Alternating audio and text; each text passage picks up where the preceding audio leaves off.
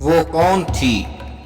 راستے پر ایسے سے چلتے ہوئے جیسے ہی مزار کا گنبد نظر آنے لگا میرے قدموں میں تیزی آ گئی۔ مزار جس کا میں ذکر کر رہا ہوں بہت بڑے رقبے پر پھیلا ہوا تھا، جس میں اس کی مرکزی عمارت جس میں کسی بزرگ شریف کی قبر تھی تو مختصر، مگر اس کا احاطہ بہت بڑا تھا جو سرخ اینٹوں سے بنا ہوا تھا۔ کچھ حصہ بالکل کچا تھا جس پر کچھ خستہ حال قبریں موجود تھیں جو نہ جانے کن کی تھیں۔ کچھ حصے پر جا بجا پرانے برگد، پیپل اور نہ جانے کون کون سے قدیم درخت تھے۔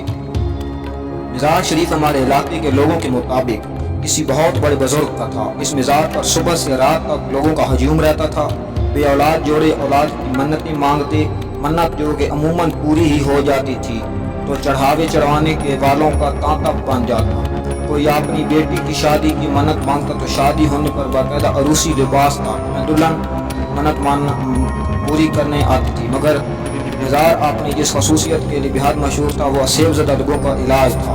دور دور سے لوگ اپنے اسیب زدہ بیٹیوں کے علاج کے لیے مزار شریف آتے اور یہیں پڑ جاتے اور اپنے مکمل صحتیاب مریضوں کو لے کر واپس جاتے۔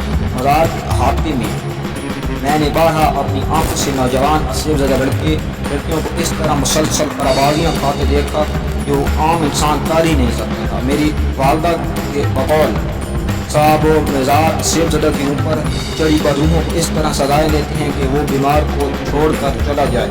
کبھی شدید تپتی سی دھوپ میں ننگے پاؤں الٹا یعنی پاؤں اوپر کر کے ہاتھوں بل کھڑے لڑکے لڑکیاں اس طرح تیزی سے چلتے تھے کہ کیا کوئی کرتب دکھانے والا چلتا ہوگا۔ ان کے ساتھ آنے والے شدید پریشان چہرے لیے ایک طرف بیٹھے یہ تماشے دیکھتے۔ ہم یعنی میں اور میرے کچھ دوست اس وقت بالکل جوان تھے۔ ہمارے لیے ان مناظر میں بے حد کشش ہوتی تھی۔ اکثر اوقات کوئی نوجوان اسیب زدہ لڑکی یا لڑکا مسلسل تکرار کرتا سنائی دیتا، نہیں جاؤں گا، نہیں جاؤں گا۔ میرے والد صاحب ان باتوں کے بے حد خلاف تھے۔ وہ مزاروں پر جانے، منتیں مانگنے، چڑھاوے چڑھانے کے سخت خلاف تھے۔ وہ سیب کو بھی نہیں مانتے تھے۔ یہ سب ذہنی بیماریوں کی اقسام ہیں۔ وہ یہ بھی پسند نہیں کرتے تھے کہ میں یا میری امی کبھی مزار پر جائیں، مگر مزار میرے کالج کے عین راستے میں پڑتا تھا۔ کالج آتے جاتے اس کے احاطے پر مٹر ڈالنا لازمی بات ہے، اور احاطے میں اسیب زدہ نوجوانوں کی ایسی حرکات جو کوئی بڑا کرتب باز بھی مشکل کر پائے، ان میں میری دلچسپی زائد تھی۔ ایسے ہی ایک دن جب میں کالج سے واپس آ رہا تھا تو اس پر میری نظر پڑی۔ وہ مزار کے باہر احاطے سے ہٹ کر جہاں اینٹوں کا فرش ختم ہو کر کچی زمین شروع ہوتی بیٹھی ہوئی تھی، وہ اس کے سر پر دوپٹہ اوڑھ کر اپنے ارد گرد اچھی طرح لپٹا ہوا تھا، مگر پھر بھی اور اندازہ لگایا جا سکتا تھا کہ وہ بالکل جوان لڑکی ہے۔ اس نے اپنی ہتھیلیاں آپس میں جوڑی ہوئی تھیں۔ چہرے کا زیادہ حصہ دوپٹے میں چھپا ہوا تھا، مگر جتنا حصہ نظر آ رہا تھا وہ بے حد گورا اور خوبصورت تھا۔ ہر آ کر مزار شریف اور اس پر بیٹھی وہ لڑکی بالکل ذہن سے نہ نکلی، مگر دوسرے دن صبح جب میں کالج جا رہا تھا تو اچانک میری نظر اس پر دوبارہ پڑی۔ وہ اسی طرح مزار کے احاطے میں زمین پر بیٹھی تھی۔ اس مرتبہ اس کا چہرہ پورا کھلا ہوا تھا اور میرے خدایا اس قدر خوبصورت چہرہ میں نے کبھی نہیں دیکھا۔ میرے قدم جیسے زمین نے پکڑ لیے۔ میں کافی دیر وہیں کھڑا رہا، مگر اس نے آنکھ اٹھا کر میری طرف نہیں دیکھا۔ کالج سے واپسی پر مزار کے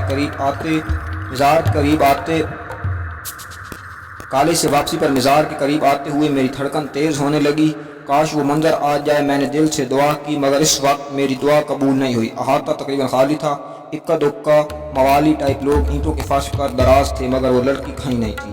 مجھے مایوسی ہوئی۔ کچھ دیر میری نظریں اس کو تلاش کرتی رہیں، پھر میں گھر چلا آیا۔ دوسرے دن کالج کی چھٹی تھی۔ تیسرے دن جب میں کالج جا رہا تھا تو مزار قریب پہنچ کر میں نے اندر جھانکا۔ احاطہ بالکل خالی تھا۔ میرا دل بیٹھ گیا۔ تو کیا لڑکی اپنے کسی مریض کے ساتھ آئی ہوئی تھی اور اب وہ واپس چلی گئی؟ میں نے سوچا۔ مجھ پر اداسی چھا گئی۔ اس دن میرا کالج پڑھائی میں بھی دل نہیں لگا۔ واپس آتے ہوئے میں نے مبہم سے امید پر مزار کے ہاتھ میں جھانکا اور میرا دل تیز تیز دھڑکنے لگا۔ وہ سامنے کھڑی ہوئی تھی۔ دوپٹہ اس کے سر سے تھلکا ہوا تھا۔ اس کے بال چوکیا سے نکل کر اس کے حسین چہرے پر بکھر رہے تھے۔ وہ اتنی خوبصورت تھی کہ میں نے یہ بات بھول گیا کہ میں کہاں کھڑا ہوں۔ اس وقت اس نے اپنی آنکھیں اٹھا کر مجھے دیکھا۔ اس کی آنکھیں گہری سیاہ مگر اس قدر اداس۔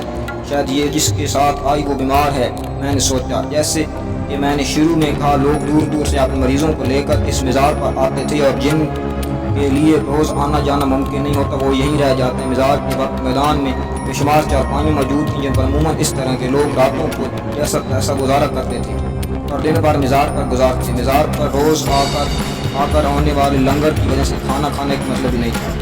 लड़की शायद किसी और के शहर से यहाँ आई थी, इसलिए 3-4 रोज से यहीं मुकीम थी। चंद लम्हे एक दूसरे को देखने के बाद हम दोनों ने आंखें हटा ली। मैं तेज़ तेज़ कदमों से घर की तरफ बढ़ने लगा।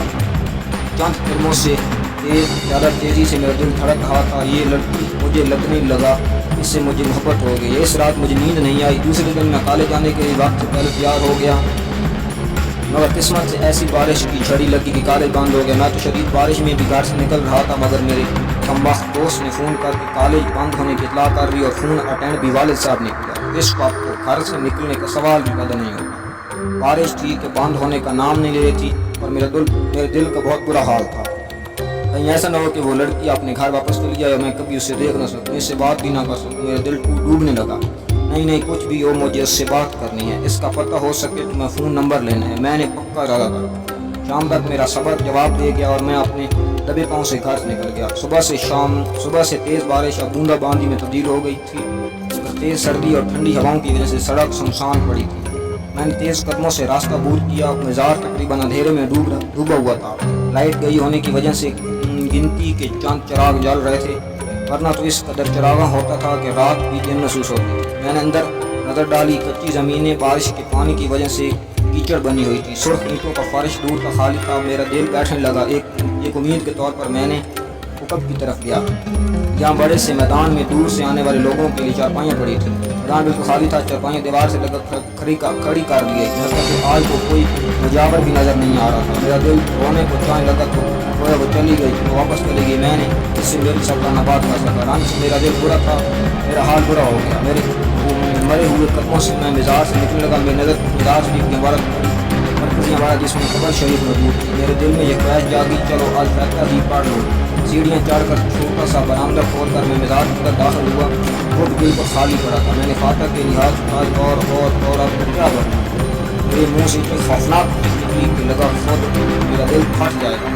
फातह पढ़कर चेहरे पर हाथ फेरकर जब मेरी नज़र अचानक ऊपर पड़ी तो मज़ार के बीचों बीच कब्र के ऐन ऊपर छत के साथ, जी हाँ, छत के साथ वो लड़की उल्टी लटकी हुई थी। उसके खुले बाल जैसे ज़मीन तक आ रहे थे। उसकी आंखें, जी हाँ, वही आंखें जो मुझसे इस दिन टकराई थी, तो मैं उस मोहब्बत में गिरफ्तार हो गया था। आज जैसे खून बहा रही थी। आज उसका हसीन चेहरा बाकायदा किसी बदरूह का चेहरा था। इसके हाथ आपस में जुड़े हुए थे, जैसे माफ़ी मांग रही हो। मैं पागलों की तरह चीखता बाहर भागा और न जाने कैसे घर पहुंचा और बेहोश हो गया।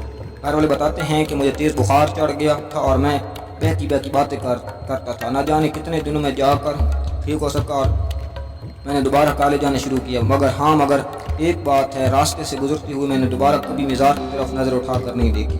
अगर वीडियो पसंद आई तो लाइक कर दें और चैनल को सब्सक्राइब कर दें। शुक्रिया।